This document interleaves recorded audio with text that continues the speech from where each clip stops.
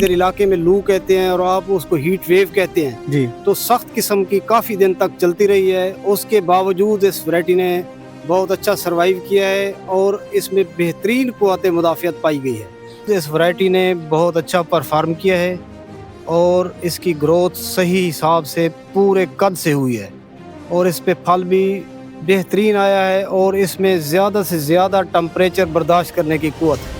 आम रूटीन में हमारे इलाके में जो पहले सूरजमुखी काश्त हुई वो ख़त्म हो गई हैं। ये अब भी जो है ना सरसब्ज खड़ी हुई है। इसमें गर्मी बर्दाश्त करने की क़ुव्वत मुदाफ़ियत ज़्यादा है। अगर इसको टाइम पे काश्त किया जाए तो इसकी एवरेज आम बीज से ज़्यादा बेहतर होगी। इसके जो बीज है इसमें मुकम्मल तौर पे भरा हुआ है।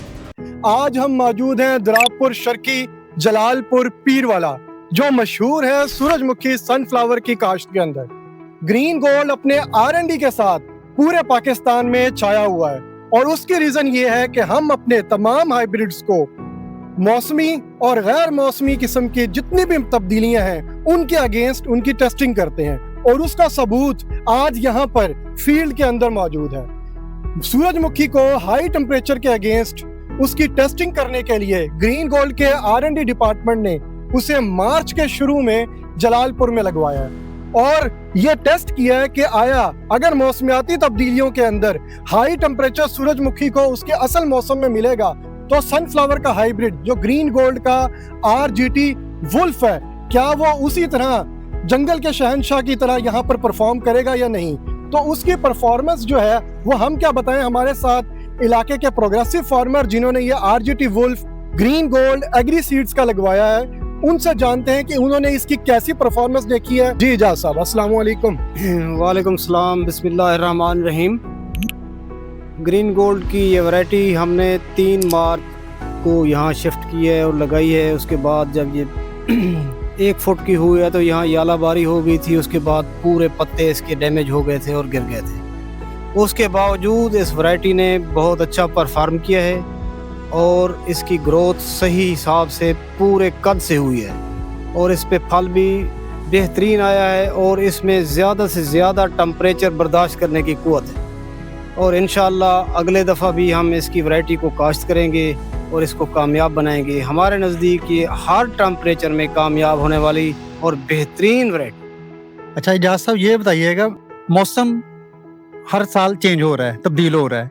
इस साल बारिशें हुई हैं इलाके में और मौसम पिछले साल की निस्बत सख्त है या मोतदल रहा, ये थोड़ा सा बता दें, क्योंकि आइंदा आने वाले दिनों में या सालों में वही वैरायटी कामयाब होगी जो ज़्यादा पैदावार देने के साथ साथ मौसम के साथ बेहतरीन क़ुव्वत मुदाफ़त रखती हो। तो ज़रा इसके बारे में बताएं कि मौसम वाकई इस सनफ्लावर के हिसाब से पिछले सालों के मुकाबले में कैसा है। इस साल जो टेम्परेचर था ये बहुत ज़्यादा रहा था और 48-49 डिग्री तक चला गया था और इतनी सख्त यानी कि लू, हम जिसको इधर इलाके में लू कहते हैं और आप उसको हीट वेव कहते हैं जी, तो सख्त किस्म की काफ़ी दिन तक चलती रही है। उसके बावजूद इस वैरायटी ने बहुत अच्छा सरवाइव किया है और इसमें बेहतरीन क़ुव्वत मुदाफ़ियत पाई गई है और हम इससे मुतमईन हैं और ये हर हालात, हर मौसम और इंशाअल्लाह अगर टाइमली इसको इस इलाके में जनवरी में काश्त किया जाए तो कामयाब तरीन वैरायटी हो। बिल्कुल नाजरीन, आज 17 जून है और अगर आप पीछे फील्ड को देखें तो टेम्परेचर जो है तकरीबन 48-45 यहाँ इस रेंज में है और देखें तो अभी जो प्लांट्स हैं ये पिछले कई दिनों से यही टेम्परेचर चल रहा है, लेकिन प्लांट जो है बड़े अच्छे तरीके से उन्होंने सर्वाइव किया है। नॉर्मली इस इतनी हीट में, इतने टेम्परेचर में प्लांट के सर्वाइव करना बहुत मुश्किल है। हमारे साथ अहमद साहब मौजूद हैं। अहमद साहब, आप भी बताइए, आप भी सूरजमुखी काश्त करते हैं और कि आपने इर्द गिर्द दूसरी वैरायटियों को भी पाया होगा, खासकर मौसम के खिलाफ क़ुव्वत मुदाफ़त में। इस वैरायटी को आप शुरू से आकर देखते रहे हैं, आपने बताया, तो कैसा आपने इसको पाया? अस्सलाम वालेकुम। ये जो वैरायटी है ये गर्मियों में इसकी क़ुव्वत मुदाफ़त ज़्यादा है। आम रूटीन में हमारे इलाके में जो पहले सूरजमुखी काश्त हुई वो ख़त्म हो गई हैं। ये अब भी जो है ना सरसब्ज खड़ी हुई है। इसमें गर्मी बर्दाश्त करने की क़ुव्वत मुदाफ़त ज़्यादा है। अगर इसको टाइम पे काश्त किया जाए तो इसकी एवरेज आम बीज से ज़्यादा बेहतर होगी। इसके जो बीज है इसमें मुकम्मल तौर पे भरा हुआ है, जो अगर इसको टाइम पे काश्त किया जाए इसकी एवरेज बढ़ सकती है। बढ़ सकती है, ठीक। तो उसमें जहाँ सब आपने ये भी बताया था एक दफ़ा ज़ालाबारी हुई है और उस वजह से प्लांट बिल्कुल ख़त्म हो गए थे, और ये आपने इसको दोबारा रीग्रो एक किस्म का किया है मैनेजमेंट करके। आप बताइएगा जरा 3 थोड़ा सा। मार्च को ये काश्त हुआ था और तकरीबन 13-14 को ये उगना शुरू हो गया था, और 26 मार्च को इस इलाके में बहुत शदीद किस्म की यालाबारी हुई और उसके बाद पूरी फसल तबाह हो गई थी। उसके बावजूद हमने अपनी मेहनत जारी रखी, उसको खाद पानी हर चीज़ स्प्रे टाइम पे किया, और इंशाल्लाह इसने 15 दिन के अंदर फिर वही ग्रोथ पूरी कर ली थी, और इसने ना तो कद रोका और ना पत्तों की ग्रोथ रोकी, और इंशाल्लाह आप देख रहे हैं बेहतरीन फसल है। इंशाल्लाह अच्छा रिजल्ट आएगा।